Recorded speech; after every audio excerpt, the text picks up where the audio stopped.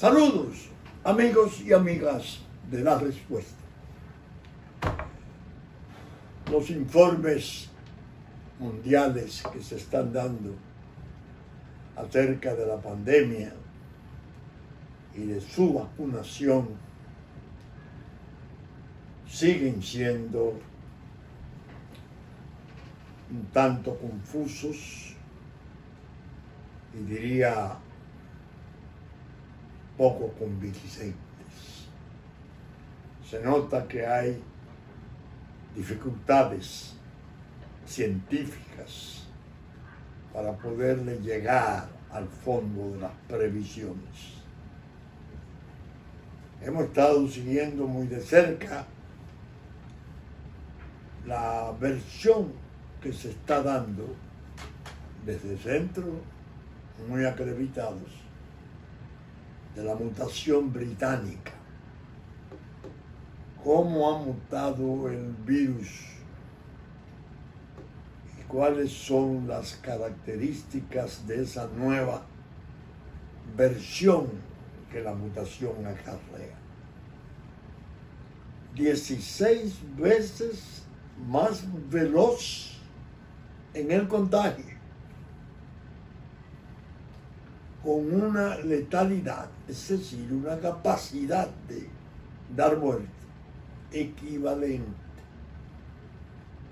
sin una seguridad de que las vacunas que se emplean para el COVID-19 lleguen a alcanzar su mutación. No son buenas las noticias, especialmente cuando vienen de Brasil. La última cifra que vi antes de grabar este programa: 4.000 muertes por día, sobre 350.000 ya. Creo que más de 30.000 en contagio. Una catástrofe que en gran medida tiene que ver con la imprevisión atolondrada, en cierto modo temeraria y estúpida del presidente Bolsonaro en el principio. Propiamente se empeñó en desafiar el peligro. Eso no es nada. Y hubo unos meses de gravísimos descuidos y se le dio oportunidad al progreso del contagio. Y según parece, se ha vuelto descontrolado o inalcanzable su control.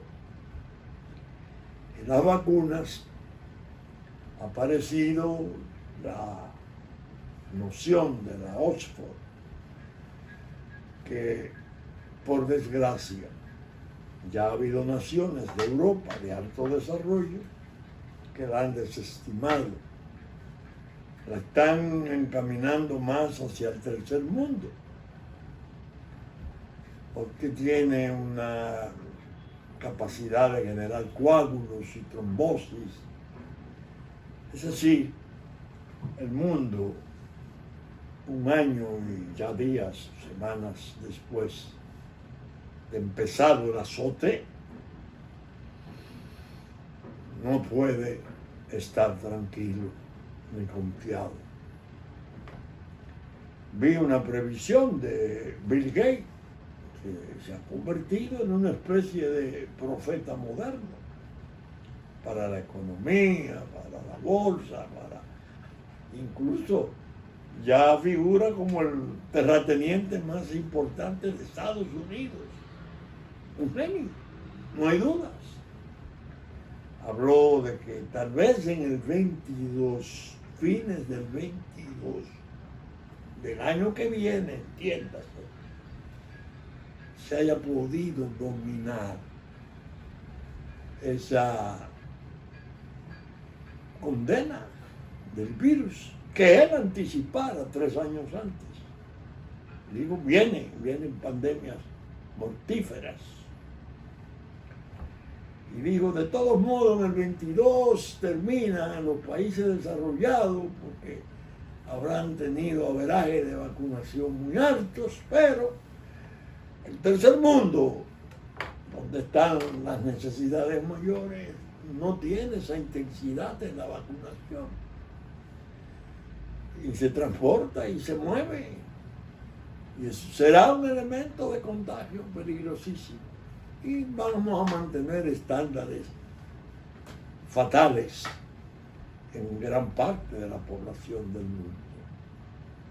Como se advierte, no son buenas las noticias.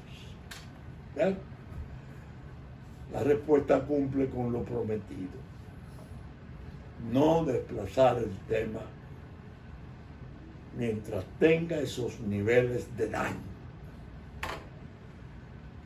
Pasó la Semana Santa, hay gente aprensiva esperando que pueda aparecer algún rebrote entre nosotros. Por lo que he visto, la prensa digital especialmente, hubo cierta disciplina, no se produjeron aglomeraciones escandalosas, irresponsables, parece, por lo que he visto. Y es previsible que eso ayude a que si hay rebrote no sea de magnitudes inmanejables. Pero bien, voy a entrar en un tema que ha pasado a ser un tema nacional importante. La nación fue conmovida por un hecho criminal espantoso. 2 jóvenes pastores cristianos que estaban en una congregación, en una reunión de sus iglesias, al regresar en las inmediaciones de Villa Altagracia, fueron ametrallados. El esposo habían contraído matrimonio en febrero, 6 impactos de bala, la joven pastora 4, creo que un herido que le acompañaba. Un hecho realmente demoledor que pone a pensar. La explicación que dio el acompañante fue muy fría, como si tuviera algún tipo de temor inconsciente a describir en plenitud la tragedia inmensa que acababa de ocurrir. Bueno, le dieron orden de parar, pararon, no llegaron a bajar el vidrio, no le preguntaron. Y de repente vino una balacera, creo que hubo 32 disparos, como si se tratara de una guerra o de combatir a un grupo de maleantes y atracadores armados. Dios mío, con sus Biblias en las piernas. A mí me dolió mucho leer lo que apareció, siempre inseguro y insuficiente, como es natural. Esos hechos recién cometidos es difícil poderlo narrar seriamente. Me entró una especie de temor. Y yo en eso no siento ningún tipo de preocupación, porque aparezcan lenguaraces que tilden a uno de supersticioso, como ellos dicen, unos supuestos cultos que andan ahora en el medio social del mundo. me dio una impresión mala. Lo interpreté como una especie de metamensaje. ¿Qué está pasando entre nosotros? El director de policía, un joven oficial, parece que muy bien clasificado, dijo en un momento: se violaron todos los protocolos.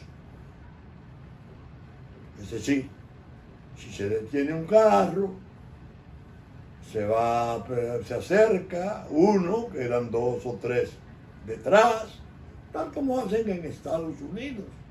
Por tránsito paran, ordenan salir, ponen las manos sobre la capota, los otros están detrás, por si acaso hay un arma en el carro. En este caso, si hubiesen cumplido el protocolo, alto ahí, baje el vidrio, ¿quiénes son ustedes? Somos estos, van. Bueno, está bien, miren nuestra arma, que hay la Biblia nuestra, que acabamos de predicarla. A mí me dio una especie de sobrecogimiento. Y digo: ay, Dios mío, ¿qué señal es esta? ¿Qué está pasando en nuestro medio? Recordé, porque quiero en esto ser justo y plantear las cosas sin un encono irracional, aunque conmovido al extremo, inconforme al extremo, aunque una ocurrencia así pueda producirse. Recordé, en el año 1961, yo estaba encargado de la Secretaría de Trabajo, siendo presidente el doctor Balaguer. Y la situación era muy difícil, muy difícil. En realidad, habían matado a Trujillo, las masas estaban enardeciéndose, había un furor de libertades, muy lógico, suprimidas durante 30 años, explotaron. Y protestas, y unas fuerzas armadas muy temerosas de que toda la responsabilidad del régimen se le atribuyera, muerto su comandante en jefe. Entonces las tensiones eran muy fuertes, ¿no? Protestas, bueno, el pueblo sublevado y la oposición militar muy torva, peligrosa, al grado de que tanques de guerra M-19, unos tanques franceses que entonces eran modernísimos, pasaban para la ciudad a hacer patrullas, y aviones de caza sobrevolaban como una manera de recordarle a las masas que las fuerzas estaban ahí. Bien, había un general del ejército que yo aprecié mucho, siempre, porque había estado en mi pueblo como comandante, siendo coronel, muy amigo de mi hermano Américo, hicimos una buena amistad. Después yo la continué con sus hijos, el general Rodríguez Reyes, hombre de un valor personal de leyenda y muy sereno.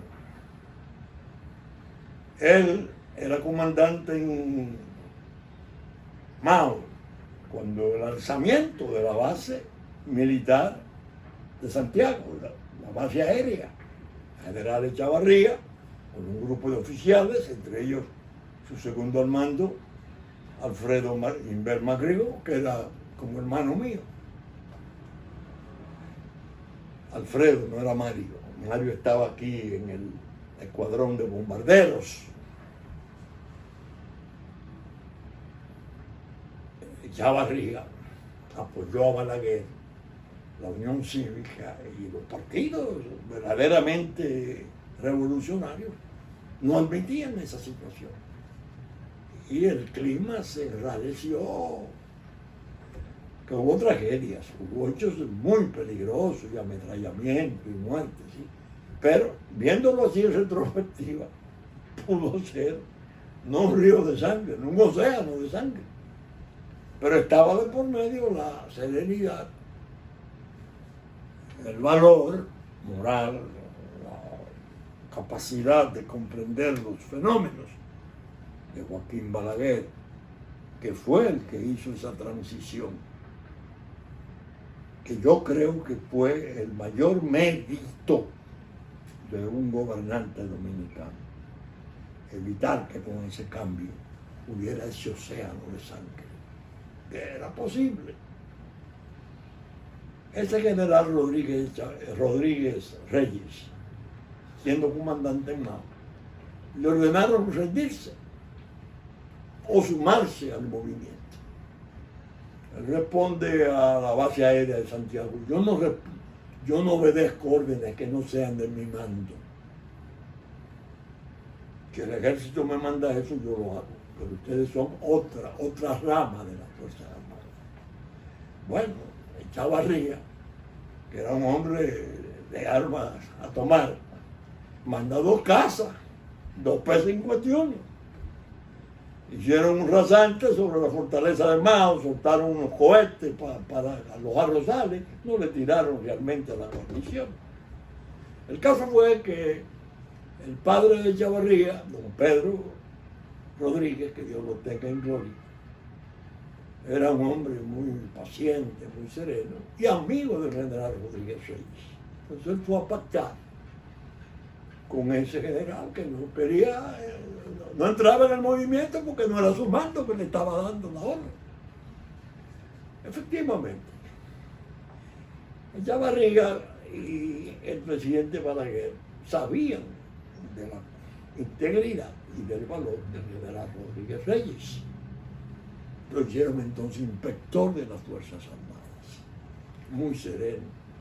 Yo iba todos los días, 2 y 3 veces a la Secretaría de las Fuerzas Armadas, porque ahí estaban los hermanos Rodríguez y Echavarría, Santiago y Pedro Rafael, más un grupo de oficiales que eran los del 19 de noviembre, que no se han querido evaluar en plenitud de lo crucial que fue en favor de la República. Y un día en un almuerzo de 4, me dice el general Rodríguez Reyes, él me decía, porque me lo decía en San Francisco, Gallo, había oído una defensa penal desde el parque de San Francisco que yo estaba haciendo. Gallo, estoy preocupado con una cosa. Mire, lo peor que puede haber es la fatiga del soldado. Un soldado en guerra o en paz, que se le someta a servicios excesivos, se fatiga, tiene un arma. Esa fatiga y esa arma lo convierten en un ente peligroso. Y yo estoy pendiente de lo que está ocurriendo y temo que de momento se produzca un desastre. Esos guardias están haciendo 24 horas de servicio en la calle, no están en los cuarteles, les traen comida y esas cosas. Eso es delicadísimo porque está la población. Ellos no tienen los vínculos con la población como lo tiene la policía, que siempre toda la policía del mundo tiene vínculos con la población por la naturaleza de los servicios. Los otros son servicios de guerra. Ponga la atención, me dijo, el problema de la fatiga. Hable con el secretario, que era Rodríguez Echavarría, y convénzalo de que no deben de exagerar la presencia de tanques, patrullas, en la forma que lo están haciendo. Puede venir un desastre mayor. A mí se me quedó eso, efectivamente, cuando vino el desastre del Parque Independencia, el 16 de enero del 62, el ametrallamiento, en el fondo, había de todo. Una bocina de Unión Cívica, la preparación de la noche, de las antorchas que iban a tumbar a Balaguer, porque Balaguer no se podía ir por sus pies a su casa, porque entonces iba a volver y había que sacarlo deshonrado. Bueno, y se armó el lío. Una columna de tanques, 6 tanques inmensos, que comandaba el entonces coronel Cuervo Gómez, en paz descanse. Yo fui su profesor 3 años en la Pedro Enrique Sureña y le tomé gran aprecio. Después vimos todo cuanto ocurrió en el ámbito judicial, que mejor es no recordarlo. La idea es 4 muertos, creo que 20 heridos, un ametrallamiento. Me quedó ese tipo de vivencia en el espíritu. Cuando se produce esto de Villa Altagracia, dice el testigo que no, y confirma el director de policía que no cumplieron los protocolos. No lo detuvieron, si lo detuvieron, no lo bajaron, no le preguntaron, no se cercioraron. Habían dicho, entonces vino la explicación primera, que era que andaban buscando a unos asaltantes en un carro blanco y ese carro blanco le pareció sospechoso, pero no averiguaron si eran asaltantes, sino que le dieron fuego y eran pastores cristianos. Dios mío, ¿dónde está tu mensaje? Primera explicación. Después el director dice que había una denuncia de una pasola que se habían robado a Dios y que andaban detrás de los ladrones de la pasola porque ellos andaban en un carro blanco. Un desastre. Entonces entra a trabajar el espíritu de investigación que el abogado desarrolla. 6 décadas, como dicen, echando páginas para la izquierda en el estudio penal, miles de procesos penales, ya que algunos son inolvidables, pero muchos son olvidados de tanto que fueron. Me llevaron a... ¿Qué está detrás de esto? Había una convicción mía, que yo llegué a escribir varios artículos en el Listín Diario, de que habían 2 fechas en el calendario nuestro que resultaban muy delicadas. Antes de febrero y antes del 16 de agosto. Porque se producían en esas fechas los ascensos y las remociones militares y policiales. Entonces los jefes de policía siempre quedaban expuestos a que le echaran muertos en los pies y le abrieran charcos de sangre. ¿Y de dónde viene esto? Dentro de la propia institución se había producido una especie de grupalización. Hay que moverlo de ahí, hay que llevárselo. ¿Cómo lo hacemos? Bueno, ya ustedes saben, sublevación de la protesta pública con motivo de la atrocidad de hechos cometidos por la institución. No sirve el director, no sirve el mando.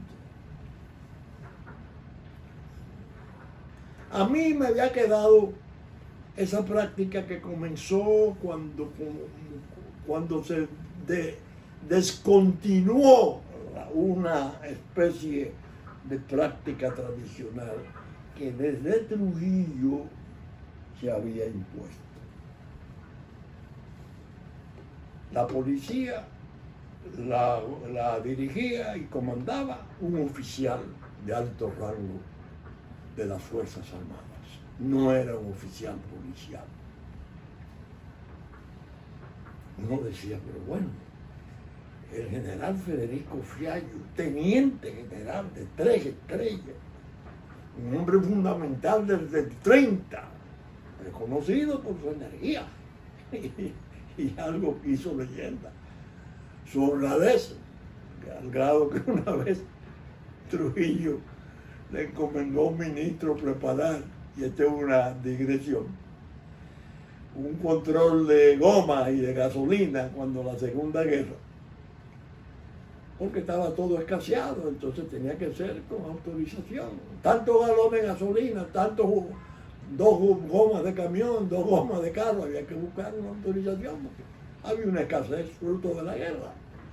Esta es una digresión, pero para informar y para los jóvenes sobre todo que oigan de esas cosas. El ministro llega donde Trujillo y lleva una lista con 6 o 7 nombres, una comisión. Entonces se dijo desde entonces que Trujillo le dice, no, yo no quiero comisiones.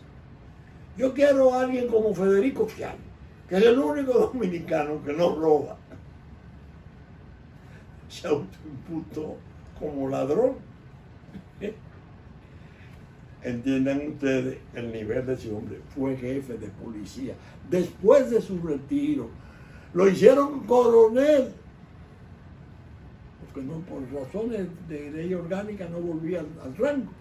Y jefe de la policía. Muchos oficiales de las Fuerzas Armadas eran jefes de policía. Disciplina, además. La grupalización abajo de la institución. No hacía nada con producir hechos malignos, hechos atroces, para destituir un jefe de policía, porque no lo iban a poner de ellos, vendría de fuera. Eso explicaba que siguió la práctica un tiempo con el doctor Balaguer. Se interrumpió en los años 62, cuando promovieron oficiales de policía. Creo que el general Belisario Peguero fue el primero. Ahí comenzó el problema a agrietarse. Este de fulano, este de mengano, este obedece a este, que como decía el general Guzmán Fermín, ex jefe de policía, es una especie de submundo. Pensé en eso entre las explicaciones. Alguien le está molestando el tipo de dirección policial que hay. Algún sector vinculado a otro sector interno tiene interés de removerlo. Le están produciendo hechos y para pedir su destitución. Que de inmediato comienzan a aparecer. Que renuncie, que renuncie, que renuncie. En un cuerpo de más de 30.000 miembros. Que se produzca un hecho así de noche, en un monte. Un jefe de policía, ningún jefe de policía del mundo puede responder de eso. Los excesos policiales no son nacionales. Si se va a Estados Unidos y se quiere saber lo que es una policía difícil, vayan a lo que fue en New Orleans. Vayan a California. Lo que fue. Tanto en Los Ángeles como en San Francisco, y lo que es la de Chicago. Es decir, pero no, viene seguido la petición de los organismos, claro, de la sociedad civil, sacralizada, que es una especie de sismógrafo moral. Ha tenido que participar como partido político que ha terminado de ser, para alertar a la población de que tiene defensores, porque los gobiernos no son capaces de hacer esas cosas. De ahí surge inmediatamente una comisión del presidente Abinader.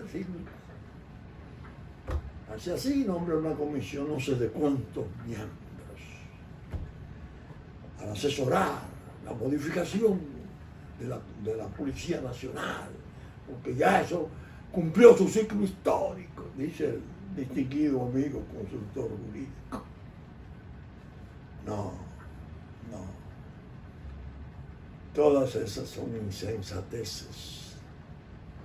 Hay que hacerle un reforzamiento a esa policía en sus controles internos y en muchos otros aspectos de entrenamiento para con la población manejarlas. Ahora estamos en emergencia, con toque de queda. Vuelvo a la fatiga. Yo quisiera saber qué tiempo de servicio tenía esa patrulla que andaba ahí, que tenía una dirección, creo que de un oficial superior. No sé si era coronel o algo así, que fue sacado de las Fuerzas Armadas y después se le restituyó. Esas cosas, esas oscuridades que surgen en esas coyunturas. El jefe de policía, el director de policía, no puede ser sacrificado así por así. Eso es injusto. Además, diseño, y va a hablar en primera persona porque no está tratando el tema por primera vez, ni bajo la emoción desgarradora que le produjo ese hecho. A Leonel Fernández, a Danilo Medina, les propuse a este último con mayor precisión y más intensidad, a Danilo Medina. Señores, yo tengo un amigo notabilísimo, Oscar Naranjo. Lo conocí en Bahamas en el 98, 97, siendo presidente yo del Consejo Nacional de Drogas. Lo oí, era mayor entonces. Y el general Rosso José Serrano Cadena, un jefe de policía espectacular de Colombia, que fue el que finalmente atrapó a las cabeceras del cartel de Cali. Le pregunto en un momento, porque él es muy cordial y hicimos una amistad que todavía perdura. Y este joven que habló hoy era una conferencia de IDEC en Bahamas, que la DEA celebraba cada año. Me dice el general José Serrano, esa es la promesa mayor que tiene la policía de Colombia. Un talento y una integridad y condiciones increíbles. Yo le digo, general, pero a mí me impresionó ese joven mayor. Efectivamente, él me dijo, el padre de él fue jefe de la policía en Colombia y lo hizo muy bien. Y este va a ser mejor todavía. Fue ascendiendo hasta jefe de policía. Para no hacerle la historia larga, al salir, retirado, lo declararon internacionalmente el mejor policía del mundo. Para no hacerle la historia larga, cuando el presidente Santos de Colombia tuvo que suplir al vicepresidente, creo que había renunciado, nombró vicepresidente de Colombia a ese ex jefe de policía. Tal es su integridad y su prestigio. Yo le digo a Danilo Medina, encanta que conservo, no la muestro hoy porque no estoy en la oficina. Hay que traer ese nivel. Cuando él salió, México lo reclamó. Él estuvo en el Estado, creo que para la capital, para México, asesorando la cuestión de la organización y las reformas policiales, el diseño. Ellos diseñan, entonces traen un tipo de oficiales operadores para armar y organizar lo diseñado. Así es que se reforman esos cuerpos. Comisión de qué sé yo qué nombre, todo eso. Hay muchísima gente valiosa, las que yo conozco, muy valiosa en las comisiones, y se le debe agradecer su disposición de participar en esos esfuerzos. Pero eso no es la solución, presidente Abinader. Le pido, llámense al señor embajador de Colombia, al cual no conozco, o al funcionario de Colombia que tenga relaciones con nosotros. Pídale información de Oscar Naranjo. Danilo Medina me dijo, sí, yo estoy de acuerdo, invítelo por mí y nosotros correremos con los gastos. Fantástico. Le escribo, me responden sus asesores, porque tienen una especie de oficina, ya retirado, antes de ser vicepresidente,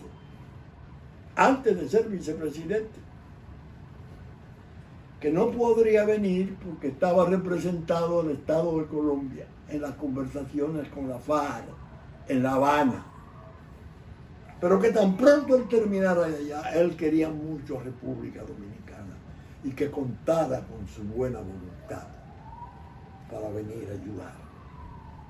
Eso es reforma policial verdadera, diagnóstico, experiencia, prestigio, diseño, y entonces ellos se encargan de buscar quiénes van a implementar esto.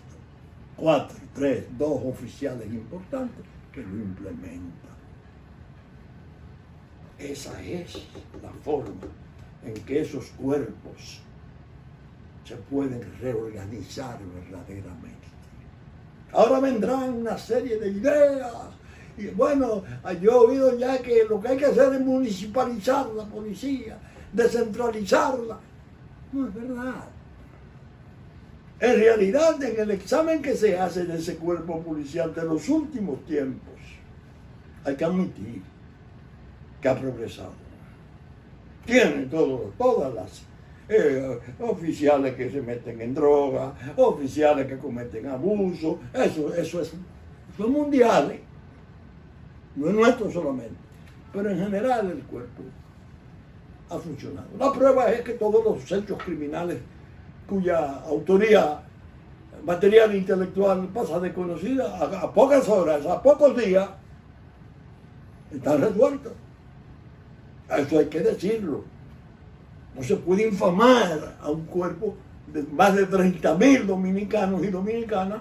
Ustedes eso no sirve, una pandilla de ladrones. No es verdad. Hay mucha gente valiosa ahí, jóvenes de edad, jóvenes en el propio servicio, que lo que hay que hacer es aprovecharlo y estimularlo y hacerle las relaciones con jefes policiales reputados mundialmente. Ese caso de Oscar Naranjo. El presidente Abinader es gran amigo del doctor Giuliani, que organizó a New York y lo tranquilizó. No podría ahora porque es abogado de Donald Trump y esas cosas, pero hay que imaginarse el conocimiento que debe tener el abogado Giuliani, ex alcalde de New York. ¿Cuáles fueron, doctor, los hombres que usted utilizó cuando estaban normalizando y tratando de pacificar a New York? Ah, sí, fulano, los necesito. Presidente Abinader, ese es el camino para hacer los ajustes. Pero bien, yo digo, hay muchos intereses peligrosos. La droga, una, que le están dando. El nivel que tiene de interdicción es satisfactorio. Va bastante bien. entre los Tucanos y la Armada, y se han hecho operaciones interesantes. Con un narcoestado al lado, almacén de drogas de connotación mundial. Pero se ha mejorado. Intereses terribles. Abinader está tomando medidas drásticas. Se llevó de encuentro el DICOM, ese departamento que se había establecido ahí, que yo le dije al doctor Fernández, y fue un pleito que perdí con él, presidente, es un cuerpo muy numeroso, no cree en ese mecanismo, que si le acercan a la droga se lo va a corromper. Ellos viven en los barrios, los puntos, entonces no, pues lo que ocurre que me llegan muchas denuncias de los barrios y los puntos, sí, pero la dirección es el cuerpo, es un task force formado por oficiales de policía, de ejército, de fuerza aérea, de armada. Lo que hay que hacer es cuidar ese cuerpo que tiene 3.000, el otro tenía entonces 26.000, y es más fácil el control. No. Intereses, droga, intereses políticos. Hay que crearle al presidente Abinader otro ambiente. No vamos bien así. Esos sectores piensan. Ya lo dijo el expresidente Danilo Medina. En unos meses tendrá desgaste. Y entonces vamos nosotros a volver. ¿Cómo se crean los desgastes? Por protestas públicas. ¿Y cómo se pueden generar protestas públicas? Con una policía brutal, asesina. Espérate. Al presidente Abinader hay que brindarle apoyo con un ánimo de unidad, de respaldo solidario, porque está bregando con un complejo de crisis increíbles. No le pueden venir con la protesta popular tipo el 84, como muchos aspiran. Otros intereses. Juicios penales pendientes. Ministerio Público en la cúpula. Irreprochable. Yo escribí en estos días, en mi pregunta, 4 mujeres a proteger. 4 mujeres a proteger, dije. Miriam Germán Brito, Alicia Ortega, Nuria Piera y Jenny Berenice, la jovencita de Santiago que tiene ese nivel de representación del Ministerio Público. Hay que cuidarlas, porque no solo la pueden atacar físicamente, eso es más problemático, pero sí pueden crear situaciones que las mortifiquen y les rebajen en cierto modo su prestancia y su influencia en la opinión pública responsable de nuestro país. Es decir, que ese tema yo lo he querido tratar en eso así, de esa manera, porque evidentemente creció el interés público por manejarlo. Y eso hay que tratarlo porque la respuesta no puede permanecer al margen de ello. Fíjense, hay una tesis que yo leí hace muchos años de un tratadista de origen alemán, pero norteamericano, Hentig, fundamentalmente, donde él escribió mucho sobre aquel asesino en serie del bandido de la luz roja de San Francisco, creo que era, o de Los Ángeles. Y en uno de sus libros él hablaba de la saturación criminal del medio. Cuando hay una producción de hechos criminales que espanten al público, Eso se va acumulando, se va aluvionando. Y el medio social se satura. Y a veces una gota destapa la inundación de la protesta y de la sospecha y de la acusación y del interés de que barran con toda la autoridad. Hay una especie de histeria. Incluso mucha gente que admite esas misiones que le han dado a esos miembros, que repito, merecen mi respeto, no quiero entrar en críticas insensatas, no. Van con el mejor con la mejor idea de servir, porque están pasando el proceso de saturación criminal del medio que viene de muchas décadas, que se ha venido acumulando, y ya la histeria, aunque no se exprese en forma patética y aparatosa, está en el espíritu. Ya la gente... ¡ay! Señores, les pido por favor que procuren la pregunta de esta semana, miércoles, ¿qué pasó? Nos esperan tiempos difíciles, es su título. Léanlo. Hay un aspecto que voy a destacar posiblemente en el próximo programa, relacionado con el informe del Departamento de Estado último para la cuestión de derechos humanos y transparencia del año 2020. Ataques durísimos al anterior gobierno. Pero yo destaco dos participaciones que tuve en Washington, en dos conferencias.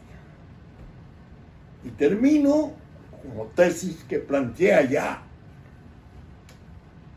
por decir que nosotros, en lugar de ser censurados, debemos de ser indemnizados. Porque la iniciativa Mérida, el Plan Colombia, miles de millones de dólares para evitar el eje de tránsito, la interpretó el narco como lo hace siempre. Se derramó hacia el este y apabulló al Caribe. Y nosotros somos un sitio a apabullar. Llegamos a extremos en que los aviones se tiraban y lo dejaban botado en los cañaverales y la autopista. Han hecho esfuerzos, muchos esfuerzos, para tratar de rescatar eso. Nosotros no recibimos apoyo. Hubo una miopía enorme que nos ignoró. Nadie apareció que dijo, óigame, pero si hacemos esto aquí en el centro, en favor de México y Colombia, ¿qué hacemos con República Dominicana? Que está al lado de Haití, que es un almacén de drogas. Descomunal.